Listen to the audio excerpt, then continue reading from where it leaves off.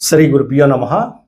ఈరోజు మనం జ్యోతిష్ శాస్త్రంలోని ఒక వివాహ వ్యవస్థకు సంబంధించినంత వరకు ఏ వారం వివాహం చేసుకోవాలి, అది ముహూర్తాన్ని బట్టి నిర్ణయించే వారమా, లేదా జాతకంలో కూడా ఆ వ్యక్తి కానీ ఆ స్త్రీ కానీ పురుషుడు కానీ వివాహం చేసుకునే ఆ రోజుని మనం నిర్ణయించడం జాతకంలో ఎలా నిర్ణయిస్తారు అనే దాన్ని ఇక్కడ మనం తెలుసుకుందాం.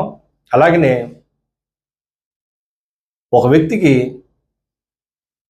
వివాహం సరిగ్గా, స్త్రీకి వివాహం సరిగ్గా ఉండకపోవడం, ఇబ్బందులు పడడం కూడా మనం చూస్తుంటాం, డైవర్స్ అవ్వడం కూడా చూస్తుంటాం.